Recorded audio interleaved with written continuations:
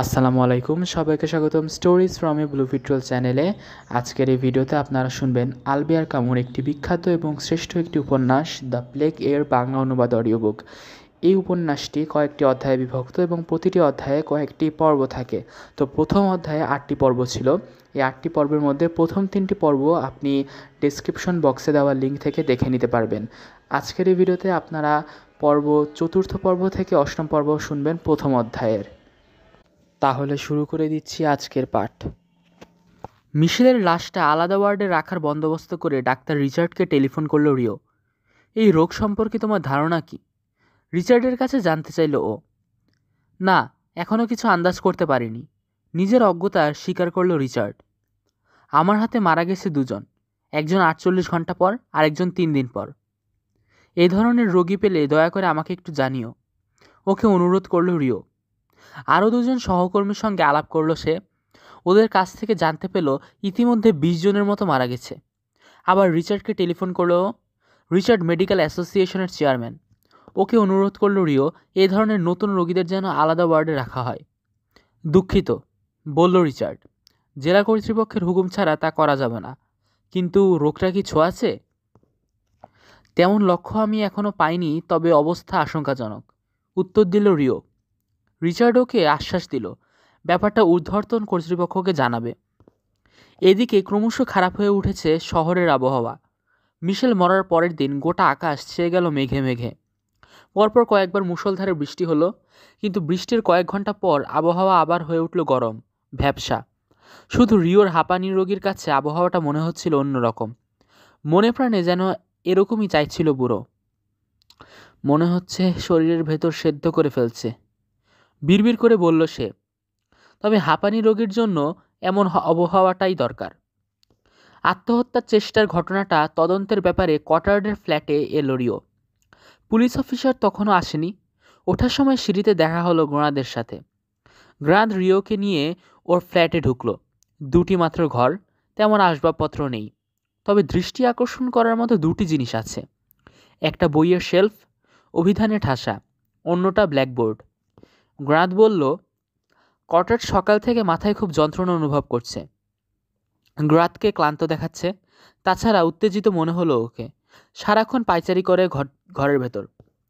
টেবিলের উপর একটা থলে আর একটা ব্যাগ পড়ে আছে, বারবার ওগুলা খুলছে আর বন্ধ করছে। কথার ফাঁকে গ্রাতকে রিও জানালো কটার্ডের ব্যাপারে বেশি কিছু ও জানে না।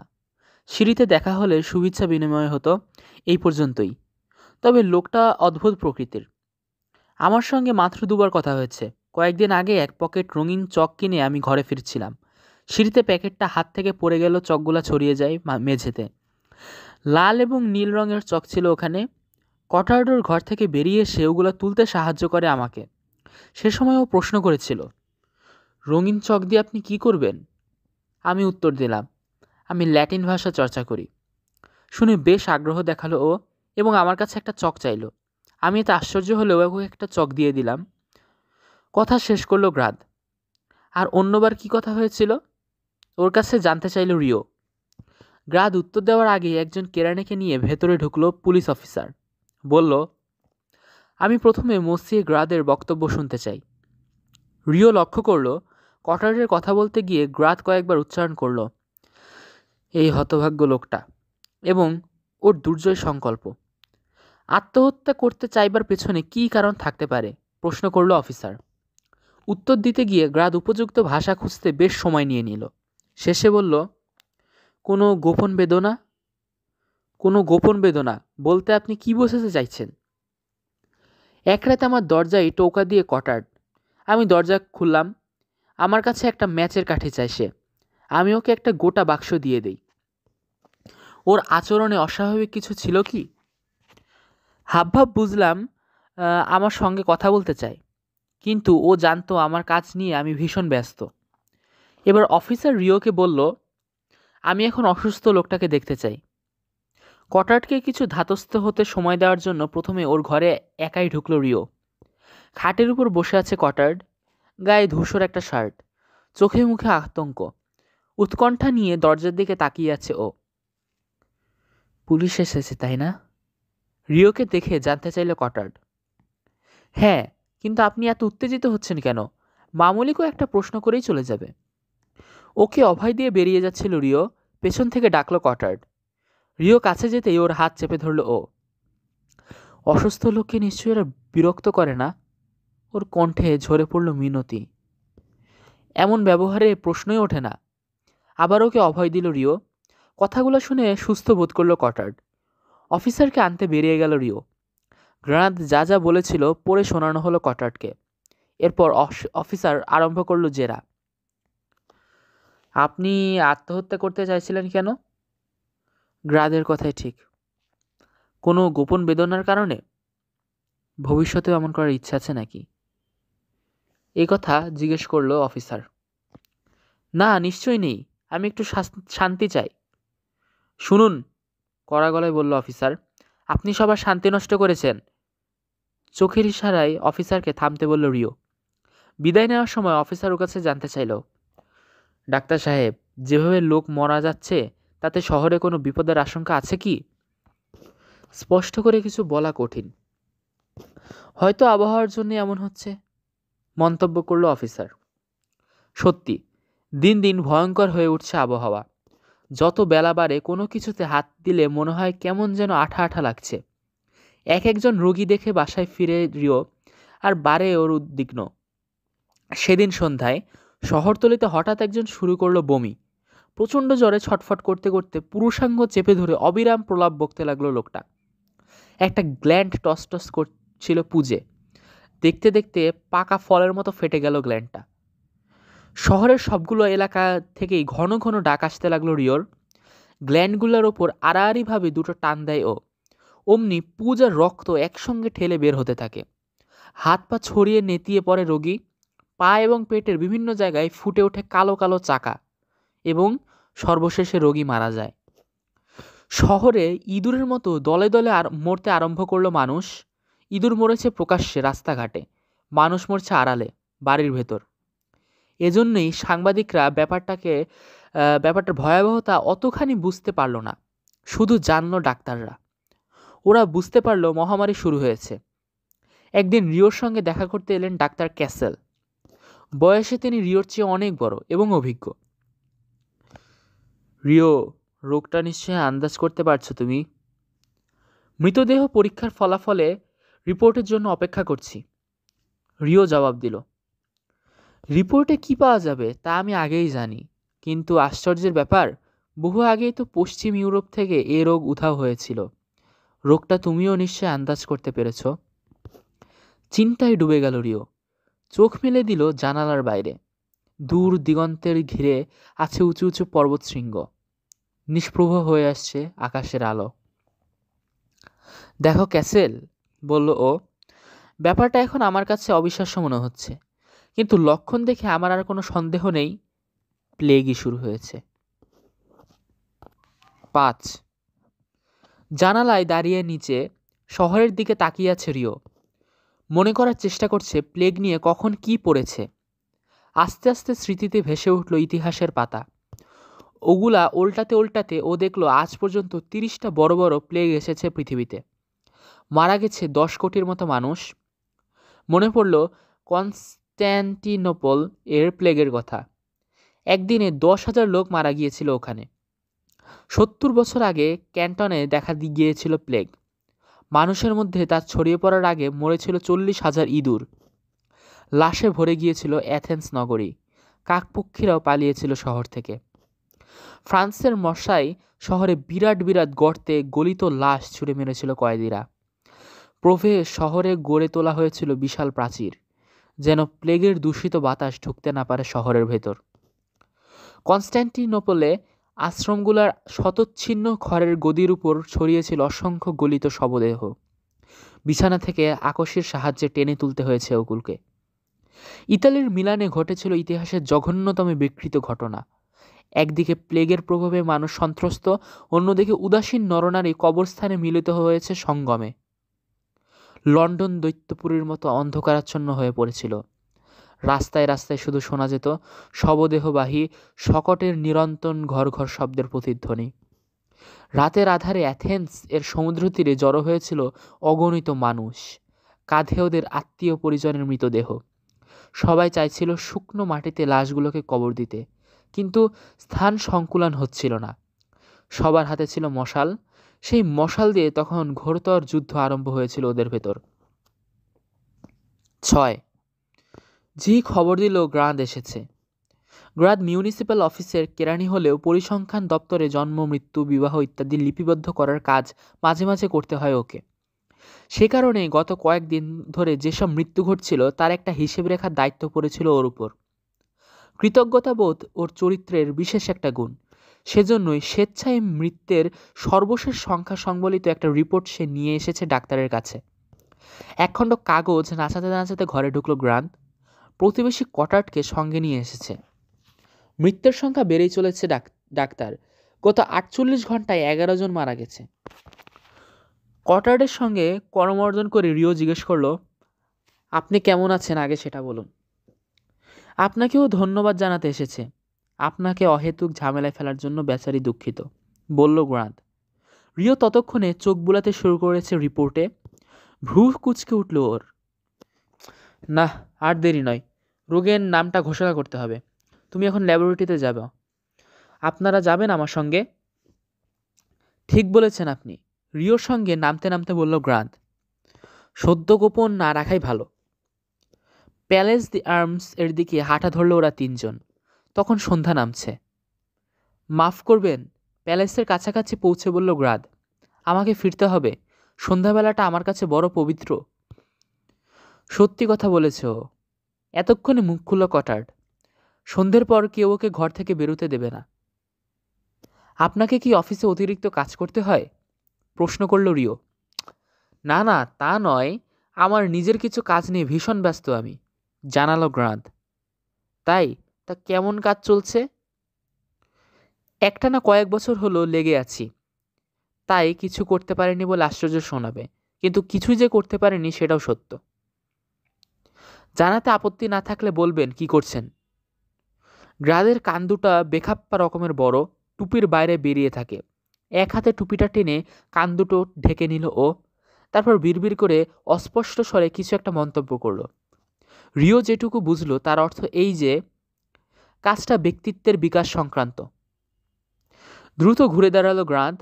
রাস্তার দুপাশে ছোট ছোট ডুমুর গাছের সারি। ছোট ছোট পা ফেলে ফিরে চলল ও। ল্যাবরেটরির দরজায় পৌঁছে কটার্ড বলল, আমার একটা ব্যাপারে আপনার পরামর্শ প্রয়োজন। একদিন আপনার সঙ্গে দেখা করতে চাই। পকেটের ভেতর গ্রাদের দেওয়া রিপোর্টটা নাড়াচাড়া করতে লাগলো এবং করতে করতে কটার্ডকে রিও বলল, কাল যখন রোগী দেখতে আসব তখন আসুন। পরক্ষণে মত বদলে ফেলে বলল, কাল আপনাদের ওদিকে রোগী দেখতে যাব আমি। ফেরার সময় আপনার ওখানে আসবো নে, সমস্যা নেই। কটার্ড চলে যাবার পর নিজের অজ্ঞাতেই গ্রাতকে নিয়ে ভাবতে আরম্ভ করল রিও। লোকটা কেমন যেন রহস্যময়। কিছু কিছু মানুষ আছে যারা সবসময় রোগের আক্রমণ এড়িয়ে যেতে পারে। ও সেই শ্রেণীর মানুষ। দেখতে লম্বা, হ্যাংলা, মাপের চেয়ে এক সাইজ বড় পোশাক পরে। ওর ধারণা পোশাক ঢোলা হলেই টেকে বেশি। ওপরের মাড়িতে একটাও দাঁত নেই লোকটার। হাসলে গুটিয়ে যায় ওপরের ঠোঁটখানা। মুখটাকে তখন মনে হয় একটা কালো ফোকর।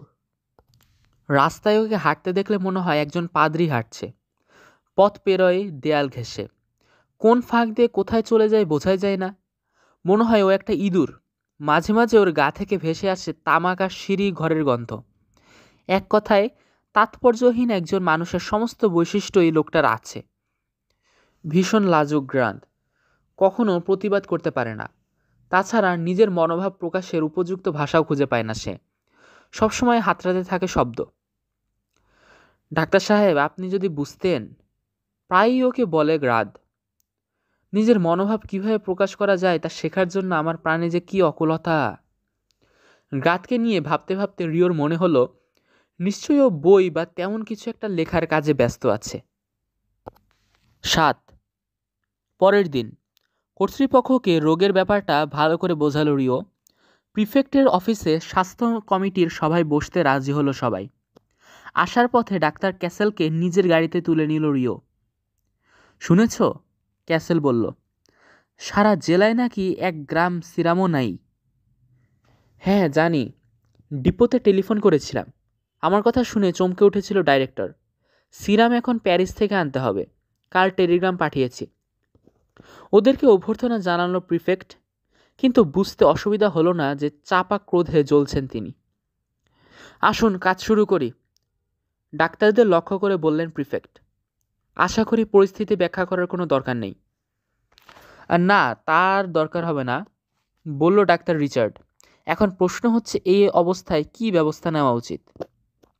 না, আমাদের সামনে প্রশ্ন হচ্ছে, রিচার্ডকে বাধা দিয়ে বলল ক্যাসেল, রোগটা সত্যি প্লেগ কিনা তা জানা। এ কথার প্রতিবাদ করল 2-3 জন ডাক্তার, ইতস্তত করল অন্যরা। একটু চমকে উঠলেন প্রিফেক্ট। এই মুহূর্তে সবার উচিত আতঙ্ক না ছড়ানো, তাড়াহুড়ো করে সিদ্ধান্ত না নেওয়া বুদ্ধিমানের কাজ নয়। রোগটা প্লেগ নয়, এই কথা বললে আপনাদের যদি দুশ্চিন্তা হালকা হয় তাহলে তা বলতে আমি রাজি আছি, বলল ক্যাসেল। আপনার কথা যুক্তিসঙ্গত হচ্ছে না, বললেন প্রিফেক্ট। মেজাজ বিগড়ে গেছে তার। রিওকে ওর মতামত জানানোর জন্য অনুরোধ করা হলো। এতক্ষণে একটা কথাও বলেনি সে। এ পর্যন্ত যত রোগী পেয়েছি, বলল রিও, তাদের জ্বরটা টাইফয়েডের মতো, সঙ্গে বমি, গ্রন্থিস্ফীতি। পুঁজ পরীক্ষা করে দেখেছি ওতে প্লেগের জীবাণু পাওয়া গেছে, কিন্তু জীবাণুর মধ্যে এমন কিছু আছে যা প্লেগের সঙ্গে মেলে না। তাহলে আমাদের কাজ হলো আরও কিছুদিন লক্ষ্য করা, বলল রিচার্ড। না, দিন দিন এই সংক্রমণ বেরোচ্ছে। এখনই ব্যবস্থা নেওয়া না হলে 2 মাসের মধ্যে শহরের অর্ধেক মানুষ মারা যাবে। এ ধরনের বিভীষিকার চিত্র কল্পনা করা আমাদের ভুল হচ্ছে। তাছাড়া রোগটা যে সংক্রামক তার কোনো সুনিশ্চিত প্রমাণ নেই। রোগীর পাশে থেকেও অনেকে সুস্থ আছে, তাই স্পষ্টতই দেখা যাচ্ছে। এর উল্টো প্রমাণও কিন্তু আছে, কিন্তু প্রশ্ন কিন্তু সেটা নয়। প্রশ্ন হচ্ছে রোগ প্রতিরোধের কী ব্যবস্থা নেওয়া যায়। সংক্রমণ আপনা আপনি বন্ধ না হলে তখন প্রতিষেধক ব্যবহার করতেই হবে, কিন্তু সেক্ষেত্রেও সরকারিভাবে ঘোষণা করতে হবে প্লেগ দেখা দিয়েছে। এ ব্যাপারে সব ক্ষমতায় প্রিফেক্টকে দেওয়া আছে। ক্ষমতা অবশ্যই আমার আছে, দৃঢ়কণ্ঠে বললেন প্রিফেক্ট। সেক্ষেত্রে পেশাদার ডাক্তারদের আগে ঘোষণা করতে হবে যে রোগটা আসলে প্লেগ।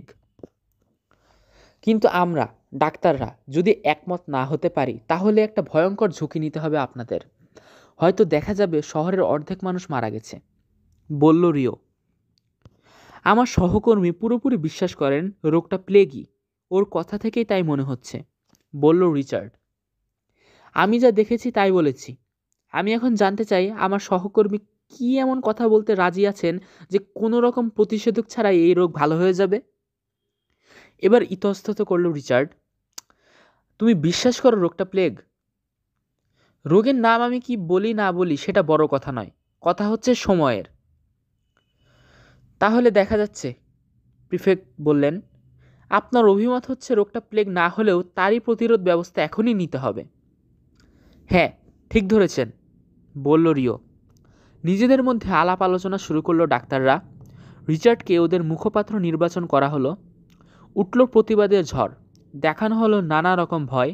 কমিটি কক্ষ থেকে বেরিয়ে এলো রিও। কয়েক মিনিট পর শহরতলির দিকে গাড়ি চালিয়ে যাচ্ছে রিও। চারদিকে মাছ ভাজা আর পেচ্ছাপের ঝাঁঝালো গন্ধ। হঠাৎ কোথা থেকে এসে ওর গাড়ির সামনে দাঁড়ালো এক স্ত্রীলোক। যন্ত্রণায় চিৎকার করছে সে। উরু বেয়ে নামছে রক্তের ধারা। 8 মিটিংয়ের পরের দিন রোগের কামরানি আরও কিছুটা বাড়ল। এই প্রথম মানুষ মারার খবর বেরোলো দৈনিক কাগজগুলোয়। একদিন পর রিও লক্ষ্য করল শহরের বেশ কিছু জায়গায় টানানো হয়েছে সরকারি নোটিশ। মানুষের ভেতর যাতে আতঙ্ক ছড়িয়ে না পড়ে সেদিকে খেয়াল রেখে খুব সাবধানে সাজানো হয়েছে এর ভাষা। ওরাও শহরে বিভিন্ন অঞ্চল থেকে এক ধরনের সাংঘাতিক রোগের খবর পাওয়া গেছে। রোগটা সংক্রামক কিনা তা এখনও বোঝা যাচ্ছে না। কর্তৃপক্ষ বিশ্বাস করেন প্রতিটি নাগরিক মাথা ঠান্ডা রেখে এই পরিস্থিতির মোকাবিলা করতে পারবে। কর্তৃপক্ষ কী কী ব্যবস্থা নেবেন তার একটা খসড়া দেওয়া হয়েছে নোটিশে। তাতে বলা হয়েছে, নালা নর্দমায় বিষাক্ত গ্যাস ঢেলে খতম করা হবে ইঁদুর। পানি যাতে দূষিত না হয় সেদিকে রাখা হবে কঠোর দৃষ্টি। অসুস্থ মানুষের জন্য হাসপাতাল খোলা হয়েছে বিশেষ ওয়ার্ড। মানুষকে পরিষ্কার পরিচ্ছন্ন থাকার নির্দেশ দেওয়া হয়েছে নোটিশে। উপদেশ দেওয়া হয়েছে, কেউ যদি নিজের শরীরে ঘন ঘন মাছি বসতে দেখেন তাহলে তখনই মিউনিসিপ্যাল হাসপাতালে খবর দেবেন। বাড়িতে কেউ অসুস্থ হয়ে পড়লে সঙ্গে সঙ্গে কর্তৃপক্ষকে জানাবেন, তাকে পাঠাতে হবে বিশেষ ওয়ার্ডে। আরও কিছু অতিরিক্ত নিয়ম পালনের নির্দেশ দেওয়া রয়েছে নোটিশে। তার একটি হচ্ছে রোগীর ঘর এবং যে গাড়িতে রোগী চলাফেরা করেছে সেগুলো যাতে জীবাণুমুক্ত থাকে, তার জন্যে বাধ্যতামূলকভাবে ওগুলোতে জীবাণুনাশক ওষুধ ব্যবহার করতে হবে। নোটিশ পড়ে হাসপাতালের দিকে চলল রিও। ওখানে ওর জন্য অপেক্ষা করছিল গ্রান্ট। রিওকে দেখে নাটকীয়ভাবে 2 হাত তুলল ও। হ্যাঁ শুনেছি, বলল রিও। মৃতের সংখ্যা দিন দিন বাড়ছে। আগের দিন 10 জন মরার খবর পাওয়া গেছে। সম্ভবত সন্ধেয় আপনার সঙ্গে দেখা হবে, তখন আমি কটার্ডের কাছে যাব, গ্রান্টকে বলল রিও। তাহলে ওর খুব উপকার হয়, গ্রান্ট জানালো। ভদ্রলোক হঠাৎ যেন পাল্টে গেছেন। রিও জিজ্ঞেস করল, কিভাবে? আগের চেয়ে ওকে এখন অনেক অমায়িক মনে হয়। কেন, আগে অমায়িক ছিল না? আবার জিজ্ঞেস করল রিও। প্রশ্ন শুনে থতমত খেয়ে গেল গ্রান্ট। কটার্ড অমায়িক নয় এটাও বলতে পারে না, তবে কটার্ড কিছুটা চুপচাপ আর গোপন স্বভাবের মানুষ। কখনো কখনো সারাদিন বিছানায় শুয়ে থাকে, মাঝে মাঝে হঠাৎ বাইরে বেরিয়ে আসে, আবার কিছুক্ষণের মধ্যেই ফিরে আসে চুপি চুপি। কটার্ড গ্রান্টকে জানিয়েছে ও মদ জাতীয় পানীয়র বিক্রেতা। প্রায়ই ওর কাছে 2-3 জন লোক আসা যাওয়া করতে দেখেছে গ্রান্ট, হয়তো ওর খদ্দের। মাঝে মাঝে সিনেমা হলে ঢোকে কটার্ড। যেসব ছবিতে মারামারি গোলাগালি আছে সেগুলা দেখার ঝোঁক একটু বেশি, অর্থাৎ অ্যাকশন সিনেমা। মানুষের সঙ্গ এড়িয়ে যাবার চেষ্টা করে কটার্ড। মানুষ সম্পর্কে ভীষণ সন্দেহপরায়ণও, কিন্তু গ্রান্ট লক্ষ্য করেছে কিছুদিন থেকে একেবারেই পাল্টে গেছে মানুষটা। ইদানিং সবার সঙ্গে ওর একটা ভাব গড়ে তোলার চেষ্টা করছে, নিজেই যেচে আমার সঙ্গে কথা বলে দেখছি, গ্রান্ট জানালো রিওকে। ইঁদুর মরা দেখে হয়তো ওর মাথায় গোলমাল হয়েছিল, মন্তব্য করল রিও। আর এখন জ্বর দেখে খুব ঘাবড়ে গেছে। আমার মনে হয় আপনার ধারণা ঠিক নয়। আমার মতে। কথার মাঝপথে থেমে গেল গ্রান্ট। একটা বিকট ঝনঝন শব্দ শোনা যাচ্ছে। ওদের সামনে দিয়ে পার হলো ইঁদুর ধ্বংসকারী ভ্যান।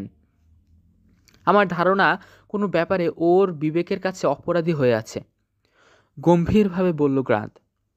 বিকেলে ক্যাসেলের সঙ্গে কথা হলো রিওর। প্যারিস থেকে এখনও সিরাম এসে পৌঁছায়নি। এটা আমার কাছে গুরুত্বপূর্ণ নয়, বলল রিও। সিরাম আদৌ কোনো কাজে লাগবে কি না সে ব্যাপারে আমার সন্দেহ হচ্ছে। জীবাণুগুলো কেমন অদ্ভুত যেন। দেখো রিও, ওকে বাধা দিয়ে বলল ক্যাসেল, আমি তোমার সাথে একমত নই। এগুলো আসলে অদ্ভুত, কিন্তু আসলে ওরা একই গোষ্ঠীর। সন্ধ্যায় কটার্ডের বাসায় গেল রিও। খাবার টেবিলের পাশে দাঁড়িয়ে আছে ও। টেবিলের উপর পড়ে রয়েছে একটা ডিটেকটিভ বই, খোলা। আপনার শরীর কেমন, জানতে চাইল রিও। মোটামুটি ভালোই, চেয়ারে বসে বেশ ঝাঁজের সাথে বলল কটার্ড। কেউ জ্বালাতন করবে না এই নিশ্চয়তা থাকলে আরও ভালো থাকতাম। মানুষ সবসময় একা থাকতে পারে না। আপনি ভুল বুঝছেন, আমি তা বলিনি, বলতে চাইওনি। আমি বলছিলাম সেই সব লোকের কথা যারা একজন মানুষের প্রতি মাত্রা অতিরিক্ত কৌতূহল দেখায় মানুষটিকে বিপথে ফেলার জন্য। আমি আপনার সাথে একমত, এ ধরনের অধিকার কারোর নেই, কিন্তু আপনার উচিত মাঝে মাঝে বাইরে বেরোনো। এভাবে সারাক্ষণ ঘরে থাকা ঠিক নয়। বাসায় আর কতক্ষণ থাকি, সবসময় তো বাইরে বাইরেই ঘুরতে হয়, বেশ বিরক্তির সুরে বলল কটার্ড। রাত নামার সঙ্গে সঙ্গে পুরোপুরি অন্ধকার হয়ে গেল কটার্ডের ঘর। ব্যালকনিতে এসে দাঁড়ালো রিও। ওকে অনুসরণ করলো কটার্ড। হঠাৎ যদি অসুস্থ হয়ে পড়ি আপনার ওয়ার্ডে ভর্তি করবেন তো? অবশ্যই, আশ্বাস দিল রিও। হাসপাতাল থেকে পুলিশ কখনো অসুস্থ মানুষকে গ্রেপ্তার করে? অমন ব্যাপার আগে ঘটেছে, তবে তা নির্ভর করে অসুস্থতার ওপর। আপনি তো শহরের দিকে যাচ্ছেন, আমাকে একটু পৌঁছে দেবেন? শহরের মাঝামাঝি পৌঁছে কটার্ডের অনুরোধে গাড়ি থামালো রিও। পাশে একদল বাচ্চা কাচ্চা এক্কা দোক্কা খেলছিল। ফুটপাথের ওপর দাঁড়িয়ে কটার্ড প্রশ্ন করল, সবাইকে দেখছি মহামারী মহামারী করে আতঙ্কিত হয়ে পড়েছে, তেমন কোনো আশঙ্কা আছে? মানুষ সবসময় একটা না একটা হুজুগে নিয়ে থাকতে চায়, এটাই তো স্বাভাবিক। ঠিক বলেছেন, হঠাৎ 10টা লোক মারা গেলে মানুষ ভাবে কিয়ামত এসে গেছে, কিন্তু আমি এখন ওরকম কিছু আশা করি না। তাই? তাহলে কি আশা করেন একটু শুনি? গাড়ির দরজাটা চেপে ধরল কটার্ড। চলে যাবার জন্যে ঘুরে দাঁড়ালো। চিৎকার করে বলল, ভূমিকম্প, ভয়ঙ্কর ভূমিকম্প, সব কিছু ধ্বংস হয়ে যাক। পরের দিন শহরের এমাথা ওমাথা ছুটাছুটি করল রিও। কয়েকদিন থেকে নিজের পেশাটা ওর কাছে মনে হচ্ছিল এক কঠিন বোঝা। এতদিন দেখেছে রোগীরা স্বেচ্ছায় নিজেদের পুরোপুরি ছেড়ে দেয় ওর হাতে, কিন্তু কয়েকদিন থেকে ও উপলব্ধি করছে ওর সংস্পর্শ থেকে দূরে থাকতে চাইছে রোগীরা, রোগ আড়াল করতে চাইছে। কেমন একটা আক্রোশ নিয়ে ওরা তাকিয়ে থাকে ওর দিকে। রাত 10টায় হাঁপানি রোগীর বাড়ির সামনে গাড়ি থামালো রিও। আজকে এটাই ওর শেষ রোগী। সিট থেকে ক্লান্ত দেহটাকে টেনে তুলতে রীতিমতো বেগ পেতে হলো ওকে। হাঁপানি রোগী বিছানায় বসে ওর প্রিয় পুরনো খেলাটা খেলছিল। এক পাত্র থেকে তুলে গুনে গুনে অপর পাত্রে রাখছিল শুকনো মটর দানা। রিওকে দেখে চুক তুলে চাইল সে। আনন্দে ডগমগ করে উঠল ওর মুখ। আসুন ডাক্তার সাহেব, চারদিকে কলেরা শুরু হয়েছে না? এসব চিন্তা কে ঢোকালো আপনার মাথায়? কেন, কাগজে দেখলাম, রেডিওতেও শুনেছি। না, কলেরা নয়। উত্তেজিত হয়ে উঠল হাঁপানির বুড়োর চোখমুখ। হেসে বলল, কর্তারা তাহলে দিশেহারা হয়ে পড়েছেন, একটা কথাও বিশ্বাস করবেন না। সে রাতে 30 জন রোগীর খবর পৌঁছালো কর্তৃপক্ষের কাছে। রিওকে টেলিফোন করল ডাক্তার ক্যাসেল। রিও, স্পেশাল ওয়ার্ডে কতগুলো বেড আছে? 80টা। রোগীর সংখ্যাও নিশ্চয়ই 30-এর বেশি হবে। এখন দু ধরনের রোগী, একদল ভুগছে আতঙ্কে আর অন্য দল আতঙ্কিত হওয়ার আগেই চলে যাচ্ছে কবরস্থানে। এদের সংখ্যাই বেশি। বুঝতে পারছি। কবরস্থানে লাশ পরীক্ষা করে দেখা হয়? না, রিচার্ডকে টেলিফোনে বলেছিলাম শুধু নোটিশ এবং ইস্তেহার দিয়ে কোনো লাভ হবে না। রোগের বিরুদ্ধে সত্যিকারের প্রতিরোধ গড়ে তুলতে হবে, আর নয়তো কিছু না করাই ভালো। ঠিক বলেছ। তো কি বলল? বলল ওর কিছু করার নেই, ক্ষমতা নেই, এইসব অজুহাত আর কি। কিন্তু আমার ধারণা অবস্থা ক্রমেই অবনতির দিকে যাচ্ছে। রিওর কথা বাস্তবে রূপ নিল। 3 দিনে রোগীতে ভরে গেল স্পেশাল ওয়ার্ড। রিচার্ড ওকে জানালো শিশুদের একটা স্কুল দখল করে সেখানে অস্থায়ী হাসপাতাল খোলার কথাবার্তা চলছে। রিও অপেক্ষা করতে লাগলো। প্যারিস থেকে কবে আসবে সিরাম? বইপত্র ঘাটাঘাটি করে ডাক্তার ক্যাসেল ঘন্টার পর ঘন্টা কাটালো লাইব্রেরিতে। ও সিদ্ধান্তে পৌঁছালো যে ইঁদুরগুলো মারা গেছে প্লেগ কিংবা তারই কাছাকাছি কোনো রোগে, ফলে লক্ষ লক্ষ মাছির জন্ম হয়েছে শহরে। এখনই ওগুলোকে ধ্বংস করতে না পারলে জ্যামিতিক হারে বাড়তে পারে প্লেগের জীবাণু। হু হু করে বেড়ে চলল প্লেগের শিকার। প্রথম দিন মৃতের সংখ্যা দাঁড়ালো 16, দ্বিতীয় দিন 24, তৃতীয় দিন 28 এবং চতুর্থ দিন 32। এই দিনে সরকারিভাবে ঘোষণা করা হলো শিশুদের স্কুলটাতে অস্থায়ী হাসপাতাল খোলা হয়েছে। প্রিফেক্টকে টেলিফোন করে রিও বলল, স্যার, যেসব ব্যবস্থা নেওয়া হয়েছে তাতে কোনো লাভ হচ্ছে বলে তো মনে হয় না। হ্যাঁ, সাড়া দিলেন প্রিফেক্ট। মৃতের সংখ্যা আমি দেখেছি। আপনার কথা শুনে মনে হচ্ছে অবস্থা উদ্বেগজনক। শুধু উদ্বেগজনক নয়, এতে সব কিছুই বোঝা যাচ্ছে। ঠিক আছে, আমি সরকারকে নির্দেশ দেওয়ার জন্য অনুরোধ করব, জানালো প্রিফেক্ট। রিচার্ডের মাধ্যমে রিওর কাছে অনুরোধ করলেন প্রিফেক্ট, বর্তমান পরিস্থিতির উপর একটা বিবরণ তৈরি করতে হবে ওকে। কেন্দ্রীয় কর্তৃপক্ষের কাছে পাঠানো হবে ওটা। বিবরণী তৈরি করল রিও। ওতে থাকলো রোগীর বিভিন্ন উপসর্গের বর্ণনা, মৃতের সংখ্যা। সেদিন মারা গিয়েছিলেন 40 জন। প্রিফেক্ট নিজে সব কিছু তদারকির দায়িত্ব নিলেন। পরের দিন প্লেনে প্যারিস থেকে এলো সিরাম। আপাতত যা এসেছে তাই যথেষ্ট, কিন্তু রোগের প্রকোপ বাড়লে ওতে কুলাবে না। প্যারিসে আবার তার পাঠালো রিও। উত্তর এলো, জরুরি অবস্থা মোকাবেলায় যে মজুদ ছিল তার সবটাই শেষ হয়ে গেছে, নতুন করে তৈরি করার প্রস্তুতি চলছে। এদিকে ঋতুতে এলো পালাবদল। শহরতলি থেকে শহরের দিকে পা বাড়ালো বসন্ত। রাস্তার দুপাশে বাজারে দেখা দিল ফুল বিক্রেতারা। ঝুড়ি ভর্তি শুধু গোলাপ আর গোলাপ। বাতাস ভারী হয়ে উঠল ওদের সুবাসে। মহামারীর আক্রমণটাও কেমন যেন শিথিল হয়ে এলো। কোন দিন মৃতের সংখ্যা নেমে আসে মাত্র 10 জনে, আবার কোনো দিন লাফ দিয়ে ওঠে অনেক ওপরে। এমনই একদিন মৃতের সংখ্যা পৌঁছালো 30-এ। সেদিন রিওকে একটা সরকারি টেলিগ্রাম পড়তে দিলেন প্রিফেক্ট। টেলিগ্রামে লেখা আছে, ঘোষণা করো, শহরে প্লেগ দেখা দিয়েছে,